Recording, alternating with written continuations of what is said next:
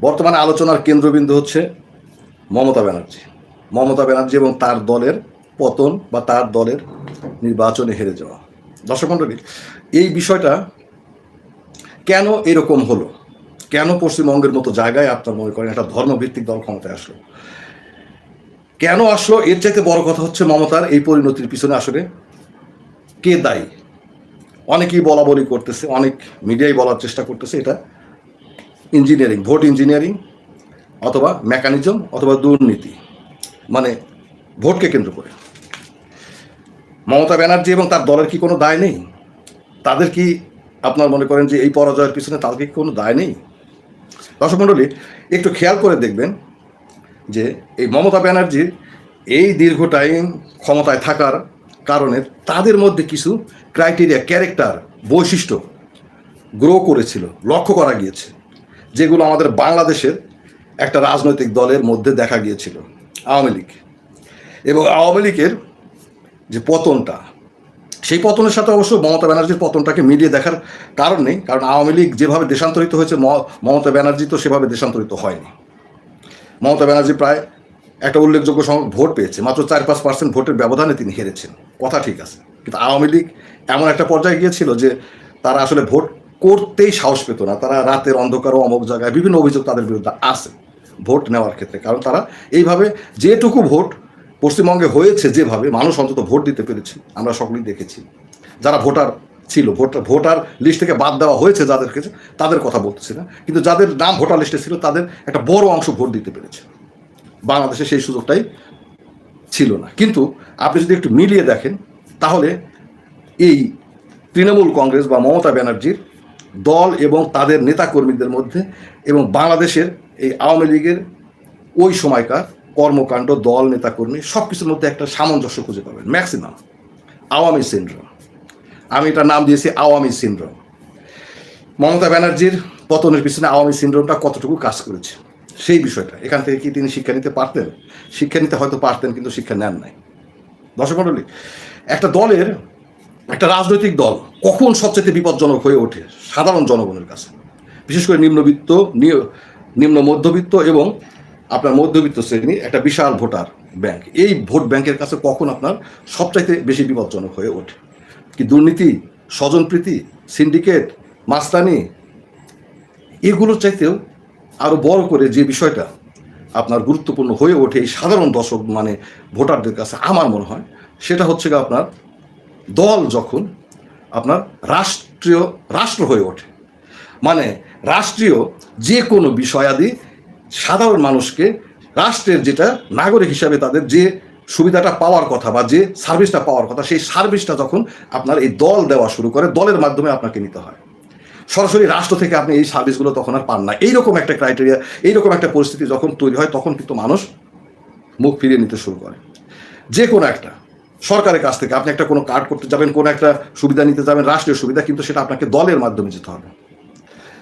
আপনি রাষ্ট্রীয় যে স্ট্রাকচার, সেই স্ট্রাকচারে সরাসরি গিয়ে সেখান থেকে আপনি সুবিধা পাবেন না যদি না আপনি দলীয় একটা সিল নিয়ে সেখানে না যান। অর্থাৎ ক্ষমতাসীন দলের সিলটা যদি আপনি না নিয়ে যান, সেখান থেকে সুপারিশ যদি না নিয়ে যান, তাহলে আর আপনি সেই কাজটা করতে পারবেন না। এটা একটা অন্যতম আপনার মনে করেন বিপজ্জনক জিনিস, যেটা রাজনৈতিক দলগুলো বুঝতে চায় না। সাধারণ মানুষ, যারা সাধারণ ভোটার, তারা এই জিনিসটা কখনোই পছন্দ করতে চায় না। কারণ আমাকে যদি আমার রাষ্ট্র থেকে আমার পাওনা জিনিস, রাষ্ট্র থেকে পাওনা সুবিধাটা, রাষ্ট্র থেকে পাওনা সার্ভিস পেতে গিয়ে যদি আমাকে একটা দলের পিছনে, দলের নেতাকর্মীদের পিছনে ঘুরতে হয়, তাদেরকে যদি ম্যানেজ করতে হয়, তাহলে সেটা তখন আর তারা সেটাকে স্বাভাবিকভাবে নেয় না। তখনই ভোট ব্যাংক, ভোট বাক্সটা সংকুচিত হয়ে আসে। এই বিষয়টা রাজনৈতিক দলগুলো কখনোই আপনার মনে করেন চিন্তা করে না। তারা যখন দীর্ঘদিন ক্ষমতায় থাকে, তাদের মধ্যে একটা টেন্ডেন্সি হয়ে যায় আমি রাষ্ট্র। দল মনে করে আমাদের বাইরে কোনো কিছু নেই, সকলেই আমাদের আওতায় আসতে হবে। আর যারা আমাদের বিপক্ষে, তারা আসলে মূলত রাষ্ট্রের অংশই না, তারা হচ্ছে বিরোধী দল। তাদেরকে দমন পীড়ন এবং তাদেরকে একটা মানে কি সেপারেট, যা মানে আপনার রাষ্ট্রের মধ্যে থেকেও আপনি আলাদা। সংখ্যালঘু বলেন, সংখ্যালঘু বলতে আমরা সাধারণত ধর্মীয় দিক থেকে বুঝি, মানে কিন্তু এই আমাদের উপমহাদেশের রাজনীতি, বিশেষ করে আমাদের এই বাংলার রাজনীতি, পূর্ববঙ্গ, পশ্চিমবঙ্গ, যেটাই বলেন না কেন, এখানে আপনার বিরোধী দল মানে সে একটা আলাদা ক্রাইটেরিয়া, তাকে আপনার অন্যভাবে আপনার ট্রিট করা হয়। এই বিষয়টা থেকে আপনার মনে করেন যে বের হয়ে, এই বিষয়টার কারণেই আপনার মনে করেন দলের পতনটা অবশ্যম্ভাবী হয়ে ওঠে দর্শক। এছাড়াও আপনি যদি দেখেন মানে বাংলাদেশের নট অনলি আপনার মনে করেন, আমি শুধু আওয়ামী লীগের কথা বলতেছি না, আমি বিএনপির কথা বলবো। বিএনপিরও পতনের পিছনে যে সমস্ত ক্রাইটেরিয়াগুলো ছিল মিনিমাম সবগুলোই প্রায় একই ধরনের, কোনোটা একটু বেশি ফোকাস, কোনোটা একটু কম কম কম ফোকাস। দীর্ঘদিন ক্ষমতায় থাকলে যে বিষয়টা হয়, দুর্নীতি মমতা ব্যানার্জির জন্য যেরকম আওয়ামী লীগের জন্য একটা অন্যতম একটা ফোকাসিং বিষয় হয়ে দাঁড়িয়েছিল, ঠিক তেমনি আপনার মমতা ব্যানার্জির জন্য ফোকাসিং হয়ে দাঁড়িয়েছিল। তিনি নিজে দুর্নীতি করেছেন কিনা সেটা মুখ্য বিষয় নয়, কিন্তু এমনও হয়েছে তার মন্ত্রীদের দুর্নীতির টাকা গোনার জন্য টাকা গোনার মেশিন নিয়ে আসতে হয়েছে। বাংলাদেশের রাজনীতিবিদরা অনেক গার্লফ্রেন্ডের বাসা থেকে, বাংলাদেশের আপনার মনে ওই সময় আপনার আওয়ামী বলয় থেকে সুবিধাপ্রাপ্ত কিছু ব্যবসায়ী তাদের গার্লফ্রেন্ডের বাসা থেকে কোটি কোটি টাকা আপনার পাওয়া গেছে। পশ্চিমবঙ্গে সেই একই ঘটনা ঘটেনি? আপনি মনে করেন যে কোনো জায়গায় এমন একটা পরিবেশ এখানে তৈরি হয়েছিল, যখন আপনি আপনার মনে করেন যে দলীয় পরিচয়ের বাইরে আপনি কোনো টেন্ডার বলেন, কোনো কাজ বলেন সরকার থেকে, সেটা আপনি পাবেন না, দলীয় পরিচয়ের আওতায় আপনাকে পেতে হবে। পশ্চিমবঙ্গেও কিন্তু সেই কাজটাই হয়েছিল। আপনি যদি একটা জায়গায়, হয়তো কিছু জায়গায় অমিলও আছে, আমি অমিলের কথাগুলো তুলে ধরব, ঠিক আছে? যেটা হচ্ছে বাংলাদেশ থেকে দেশের বাহিরে টাকা পাচার করার একটা সুন্দর সিস্টেম, রুট বাংলাদেশ রাজনৈতিকভাবেই তৈরি করে ফেলেছিল, এখনো আছে। বাংলাদেশের টাকা বাইরে পাচার করাটা খুব একটা দুরূহ বিষয় না, কিন্তু ইন্ডিয়া থেকে দেশের বাইরে টাকা পাচার করাটা আপনার দুরূহ বিষয়। এই কারণে বাংলাদেশের রাজনীতিবিদরা এইভাবে বহু টাকার মালিক হলেও তাদের ক্যাশ টাকা তাদের কাছ থেকে খুব একটা বেশি পাওয়া যায় না, টাকাগুলো আপনার বিভিন্ন জায়গায় চলে যায়। কিন্তু হয়তো ইন্ডিয়াতে এটা সম্ভব হয় না বলে তাদের রাজনীতিবিদদের কাছে ক্যাশ টাকা পাওয়া যায়।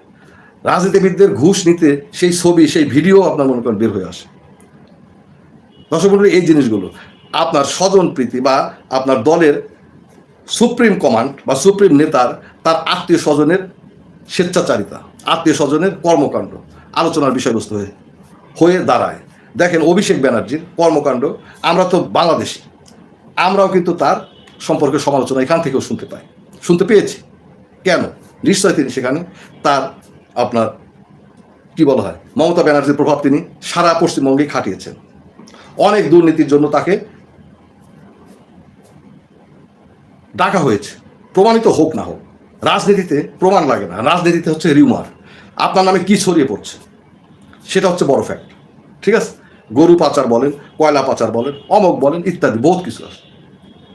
ওই যেটা বললাম, রাষ্ট্রীয় সুবিধা পাওয়ার ক্ষেত্রেও আমাকে দলীয় প্রচারটা, এটা মানুষ স্বাভাবিকভাবে নেয় না। দেখেন আপনার মমতা ব্যানার্জি কিন্তু অনেক ভালো ভালো কিছু উদ্যোগ গ্রহণ করেছিল, অনেকগুলো, যেগুলো আপনি মানে কল্পনা করা যায় না। সে অনেক কার্ড গরিবদের জন্য, মানুষদের জন্য, নিম্নবিত্ত মানুষের জন্য সে চালু করেছিল, যেটা একটা অন্যতম নজির। এবং তার মধ্যে তাদের এই নিম্নবিত্তদের মধ্যে যে কারণে মমতা ব্যানার্জি একটা অন্যতম ক্রেজ তৈরি হয়েছিল। আপনি কত মানে এই যে আপনার লক্ষ্মীর ভাণ্ডার, স্বাস্থ্য সাথী কার্ড, রূপশ্রী, কন্যাশ্রী, সবুজ সাথী, দুয়ারে সরকার, আরও কত রকমের কার্ডের ব্যবস্থা করেছিল, কত রকমের সহায়তার ব্যবস্থা করেছিল। কিন্তু পরবর্তীতে দেখা গেছে এই কার্ডগুলোও মমতা ব্যানার্জির প্রতি মানুষকে বিরক্ত করে তুলেছে, মানে টিএমসির প্রতি বিরক্ত করে। কেন? এই কার্ডগুলো পাওয়ার ক্ষেত্রে, এই কার্ডগুলোর থেকে সুবিধা পাওয়ার ক্ষেত্রেও আপনার মনে করেন যে দলীয় একটা আপনার মনে করেন যে প্রভাব কাজে লাগাতে হয়েছে, বা দলের আন্ডারে যেতে হয়েছে, দলের বাইরে থেকে এটা আপনার মনে করেন পাওয়া যায়নি। এই বিষয়গুলো অন্যতম একটা মনে করেন ক্রাইটেরিয়া। কাজেই কথা হচ্ছে, আমরা কখনোই শিক্ষা নিই না। আমরা সবসময় নিজের, এখনও যেরকম, সত্যিকারের কথা বলি, এখনও যেরকম আওয়ামী লীগের যে নেতাকর্মীরা দেশের বাইরে আছে, তারা কখনোই মনে করে না যে আওয়ামী লীগের এই অবস্থার জন্য তারা দায়ী, তাদের কর্মকাণ্ড দায়ী। এবং তারা যে জনবিচ্ছিন্ন, তারা পালিয়ে যেতে বাধ্য হয়েছে। আওয়ামী লীগের অনেক নেতা পালিয়ে যায়নি, তাদেরকে আপনার মনে করেন জনগণ প্রোটেক্ট করার চেষ্টা করেছে, নারায়ণগঞ্জের মেয়র থেকে শুরু করে অনেকেই, ঠিক আছে? কিন্তু তাদের দলের সাথে সম্পর্ক ছিল, মানুষের সাথে সম্পর্ক ছিল। কিন্তু যারা পালিয়ে যেতে বাধ্য হয়েছে রাতের অন্ধকারে, এদের অধিকাংশই মানুষের সাথে কোনো সম্পর্ক তারা ছিন্ন করে ফেলেছিল। তাদের মাথায় ছিল শুধু দলের নেতাকে তোষণ করা, তাকে ঠিক রাখা, এর বাইরে আর কোনো কিছু না। সেই কাজটাই আপনি মনে করেন যে পশ্চিমবঙ্গেও আপনার মনে করেন দেখা গিয়েছে, পশ্চিমবঙ্গে হয়েছে। দলটাই হচ্ছে মুখ্য, মানুষ নয়, দেশ নয়, দলের মধ্যে থেকেই সব কিছু আপনার মনে করেন পরিচালিত হতে হবে। এই জিনিসটা পশ্চিমবঙ্গ তৃণমূলকে অবশ্যই একটা সময় তৃণমূলের যে ক্রেজ ছিল, আপনি চিন্তা করে দেখেন, যখন বামপন্থীদের আপনার কমিউনিস্ট থেকে এই তৃণমূল যখন তাদের ক্ষমতা কেড়ে নেয়, কুক্ষিগত করে, মানে কুক্ষিগত না, এক কথায় বামরা দীর্ঘদিন ক্ষমতায় থাকার কারণে বামদের মধ্যে এই বিষয়গুলো তৈরি হয়েছিল, যে কারণে মানুষ বামদের দিক থেকে মুখ ফিরিয়ে নিয়ে তৃণমূলের উপরে ফোকাস করেছিল। তৃণমূলও অনেকদিন যাবৎ ক্ষমতায় থাকার কারণে এই জিনিসগুলো তাদের মধ্যে তৈরি হয়েছে, দর্শক মণ্ডলী তৈরি হয়েছে, এবং তারা কখনোই দলের মন্ত্রী, নেতা, কর্মী এদের অপকর্মের দায়ভার দল এড়াতে পারে না, দলের নেতা এড়াতে পারে না। যে কারণে আপনার মনে করেন যে ওই স্বাস্থ্যমন্ত্রীর দুর্নীতির দায়ভার দলের উপর পড়েছে, মমতার উপর পড়েছে। অভিষেক ব্যানার্জির কর্মকাণ্ডের দায়ভার দলের উপর পড়েছে, মমতা ব্যানার্জির উপর পড়েছে।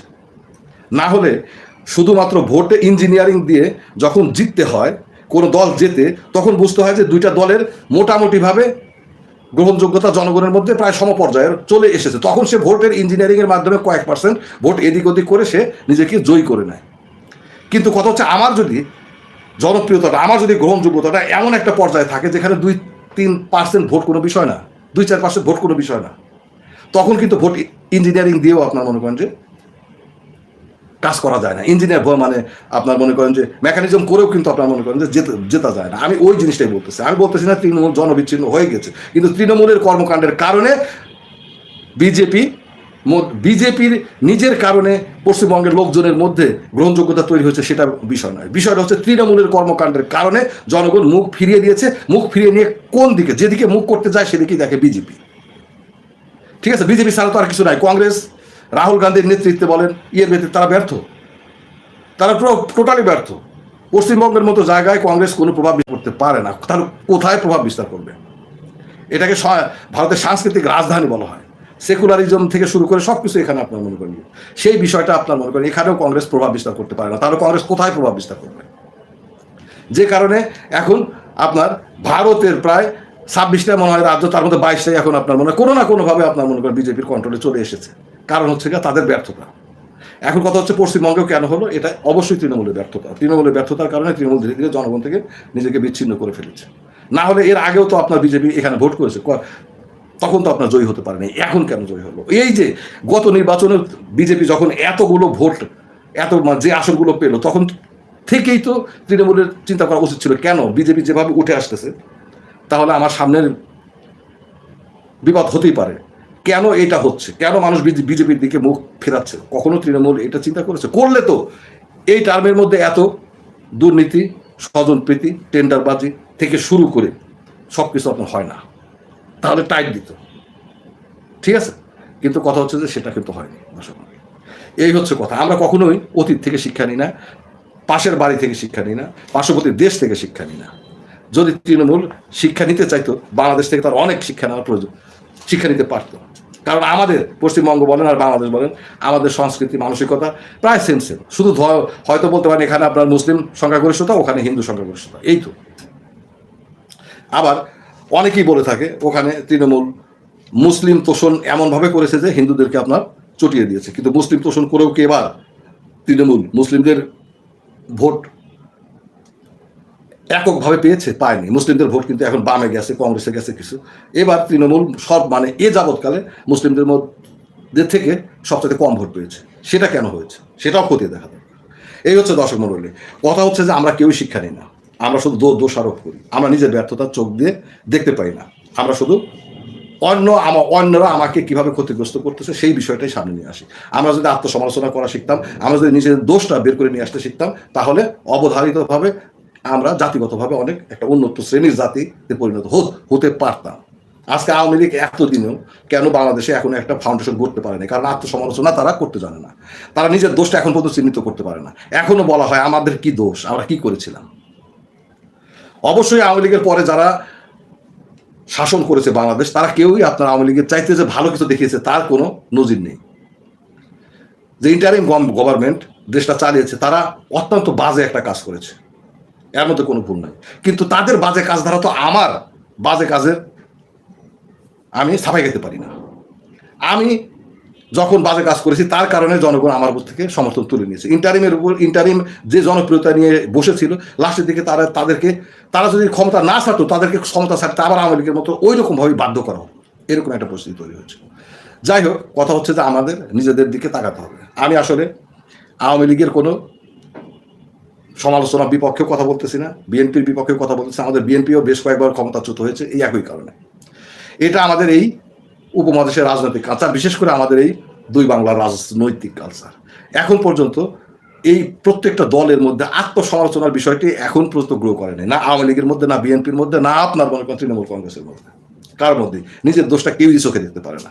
এখন যদি আমি বিএনপির সমালোচনা করে কোনো কন্টেন্ট করি, আমার কাছে ধরে নেন আমি আপনার বিপদে পড়ে যাব। সমালোচনা মানে ওইভাবে করা যাবে না। তো এই যদি অবস্থা হয়, তাহলে মানুষ একসময় কিন্তু আপনার মনে করেন যে ধৈর্যচ্যুতি ঘটবে, মানুষ আবার আপনার মনে করেন যে